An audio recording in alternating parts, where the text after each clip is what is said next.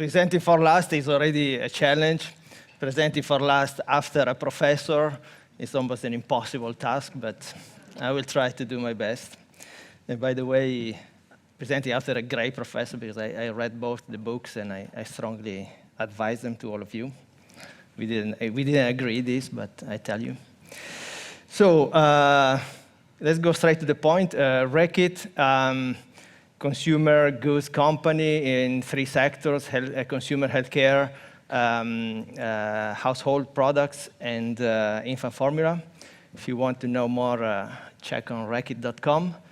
I'm sure you use some of the products we make, but you don't know they are made by this company. And yeah, about me, if you want to know more, check on LinkedIn.com. Okay, so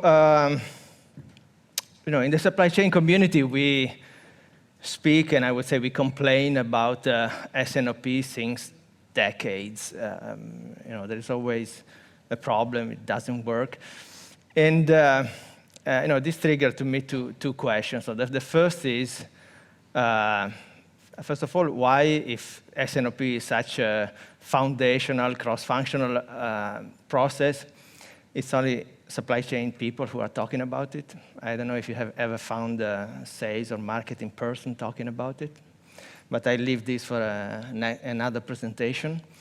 The second question, which I will address today, is why? Why is not working? Why is there since so many years and it's not working?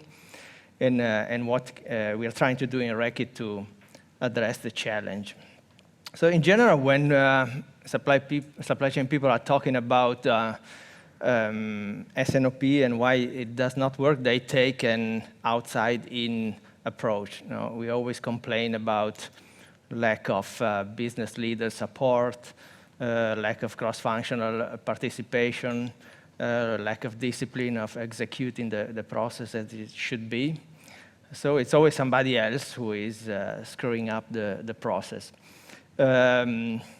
But today I want to give you also an inside-out explanation. So, as a supply chain people, I think we should also question ourselves: what can we do without asking favors to other functions, to other parts of the company, to make the process better? And so we thought in this direction, and since it's a heavy, data-heavy process, and it's very complex if you want to do it properly. So I think one of the reasons why sometimes we don't see it successful, that we find inside of our function is what you see on the slide. That many times we are unable to explain the assumptions that are behind demand or supply plans. We are not able to simulate in real time or almost real time all the scenarios that we are asked to simulate.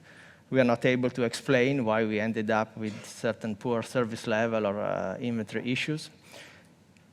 And on top of this, we do all these things too slow, because now the pace of the business has increased. So with this concept, if you think S&OP is a sort of summary of many other planning processes we have in the company, or in different functions: supply chain, in commercial, sales and marketing, in finance. And so it's a sort of a roof of the house of planning. And as you know, a roof cannot stand if you don't have solid foundation, solid walls. So it is important to have these foundations right, so that the roof will not fall apart. And so basically today I will share with you the journey we took in strengthening this foundation. Because if we follow the logic, as a recap, if we say that the S&OP process is not working, if you agree that it has to be based on stronger foundational planning processes, then we need to do something about these processes to make S&OP better. And so this is the journey that we have started some time ago in Reckitt. So first, why. Always start with why. Why are we doing this? Not to improve the forecast accuracy, not to show that we have a good S&OP process, because we don't sell neither of them. We do this because we want to do what you saw in the previous presentation. We want to support the company growth in terms of net revenue through providing better service. We want to increase the profitability of the company by eliminating or reducing the costs that are related to poor planning decisions. And we want to unlock cash for the company through reduced inventory levels and better assets utilization. So this is our why. After the why, the what. What are we trying to do is basically to connect all the planning processes inside the supply chain function, from strategic to operational, from long-term to short-term, from finished goods to raw materials, from customers to suppliers, so that we create a connected planning environment. And then after the why and the what, how are we trying to do this? Basically working on 3 areas. The first is the processes of the future that we want to establish, that either we don't have today, or we have, but they are not working. The operating model, which is the way to work, which will make these processes a reality. And then the technology piece, which will support the people who will actually operate within those processes. So connecting all the supply chain planning processes is good, but it's not good enough. To have a proper S&OP process, you need to connect them also to the commercial planning and to the financial planning. And so this, as you can imagine, is a huge change management exercise, because it involves hundreds of people if you are working in a big company. And so it's not easy even to sell within internally in the company. So you need to have certain moments in the life cycle of the company that you need to use to push for these big changes. So for us, this catalyzer or discontinuity point in the life cycle of the company was the appointment of our new CEO in late 2019. As a new CEO, he launched a huge transformation program across all the company functions. And so we took the opportunity to include also the redesign of how we do planning today, not only supply, but also across the company. So for many of you, or I don't know if you're not already there, the pandemic is an excellent discontinuity point to use to push for this projects. And in fact, I think many companies are doing this, because you see, and the vendors in the room are seeing that many companies are doing this kind of project. Now the problem is to find the people, the resources to, even in the vendors, to do this. So I speak a little bit more on the how, because I think it's always the most interesting part. So the 3 areas, if you remember, processes, operating model, and technology. Let's start from the processes first. So we started from the principle that trying to forecast the next disruption is a waste of time, it's impossible. We know they will come, but we don't know when, we don't know how big they will be and where. So the only thing we can do is to try to be better prepared whatever will happen in the future. And better prepared means to be able to take better and faster planning decisions, whatever will happen in the future. So this is the only thing we can control. No, we cannot control or predict things that are not possible to be predicted. And so, so this is the first starting point.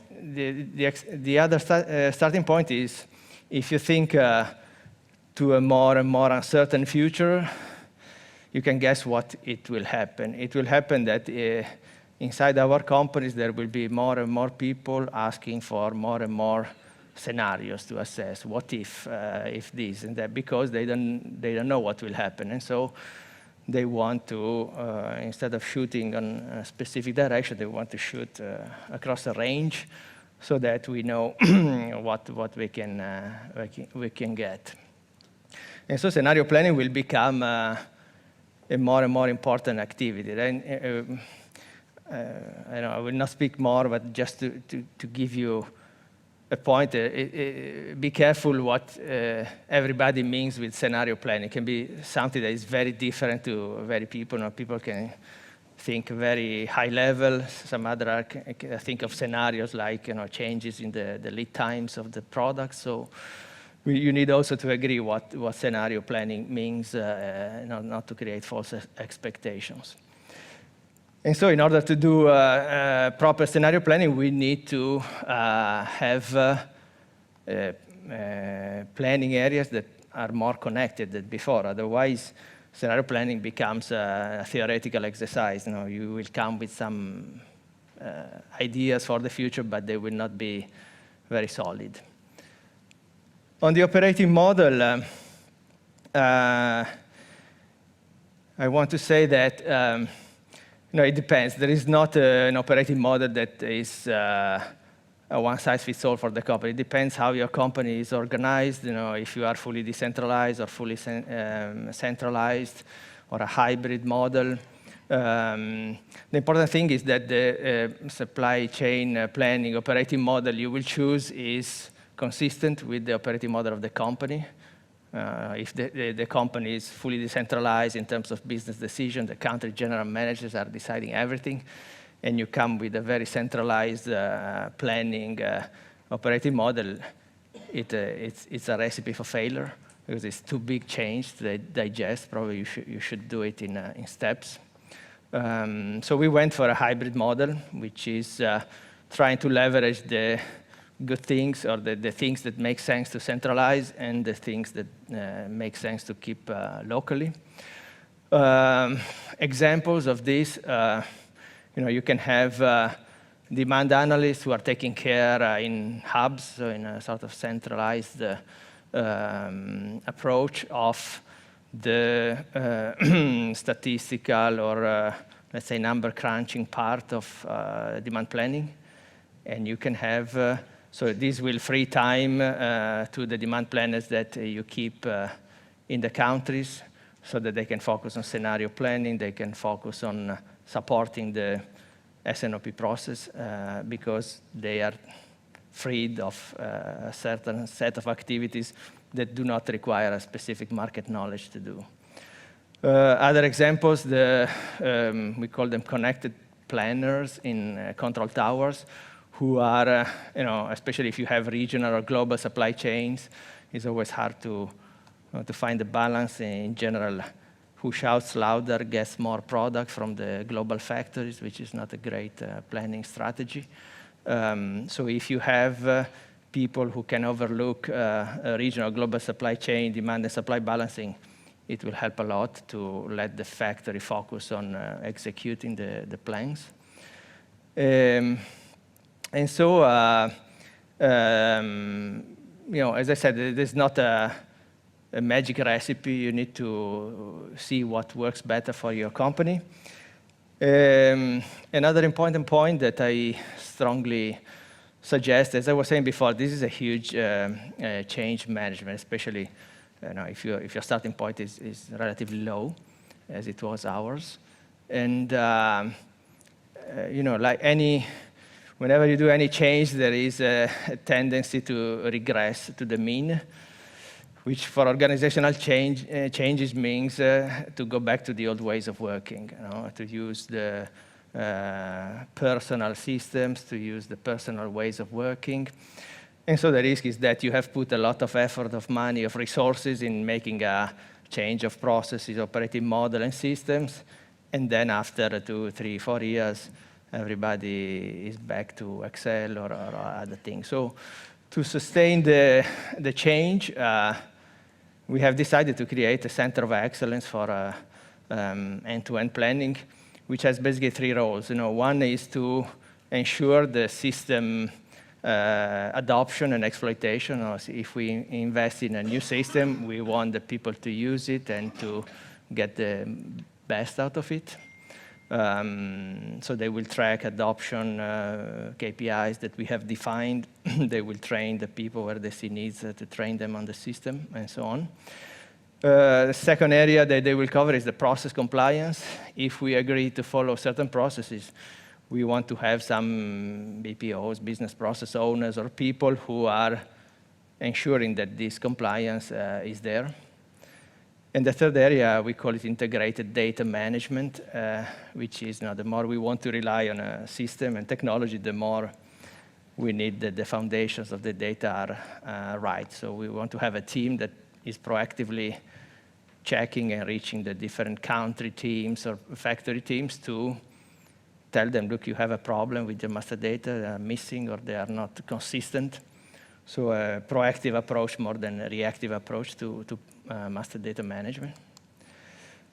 And finally, the system. We have seen today there are many good systems.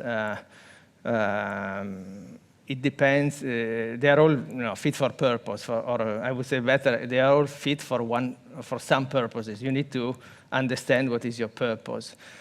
For us, it was mainly to connect the planning processes because they were heavily disconnected, to have the ability to create a backbone on which you can then potentially in the future apply more sophisticated solution. Everybody is talking about AI, ML. We don't. We want first to fix the foundations right, and then which we think will give us 80% of the benefits. And then for the last 20%, yes, we can think about AI, ML, but a few years from now. But why? Because our starting point is what it is. If you are already at 95% quality of your planning process, probably you should go straight to AI, ML because you have done all the right things already. So our objective was threefold that you see on the slide. We wanted to improve the speed of planning. Why? Because we are expecting what I was saying before, that more and more people will ask us to assess different scenarios because nobody knows what will happen in the future. We want to do it more frequently, but also to do it right. And to do it right, you need to connect all the areas of planning. In the past, we did many experiments specific on, especially demand planning, when there was the hype of on AI, ML. We were forced to do something, even if we knew it was not the right thing to do.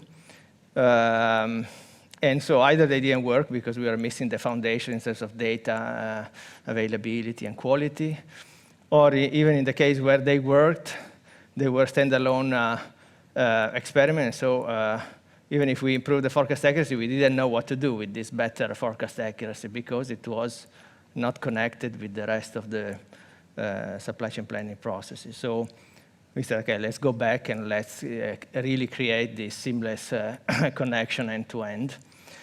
And last but not least, efficiency of planning, because of course, whatever can be automated, repetitive tasks. Somebody mentioned in the previous presentation the segmentation of probably 50% of the portfolio of every company can be put on a sort of autopilot on forecasting because it's the low variability, low volume SKUs following the ABC curve. So this is to free time and resources to focus on the value-added tasks, on the scenario planning, and adding value to the business. And so only after redesigning this foundation, we have, I would say, restarted to talk about S&OP, which, to give a sign of change versus the past, we decided to call IBP because we want to highlight more the involvement of the other than supply functions. And we do it in a different way. In the past, I remember when we were talking about S&OP, we were talking to the supply chain managers of each of the countries to try to make it happen. Now we we don't speak to supply people, we speak to country general managers who are because our S&OP processes are run at a country level. We have invested in a global internal IBP capability team. While in the past, every country was trying to do something with external support. Now we want to define our way to do IBP that works for our company. We have a governance model where the senior leadership of the company, including the executive committee, is part of. Why? Because another point I want to leave you with is, also be careful, because when you talk about S&OP, IBP, if you ask 10 people, probably you get 7 different answers, because can mean something. Now, overall, yes, everybody knows what we are talking about. When you start to dig a little bit deeper, usually you get very different understanding. So we want to have a more formal governance model to avoid this to happen. And of course, the system plays a fundamental role, because at the end, planning is taking probably thousands of decisions every day. And if they are disconnected or not supported by a system, a big risk of confusion. On the other side, think of the potential. If we can improve by 0.01% each planning decision we take, you multiply this you elevate this by thousands, you can see the compounded effect that they can have on the company. And so we need a system for this, and we need also that this system is connected, not only the processes, but also the system is connected to the commercial planning systems, as we do, and the financial planning system.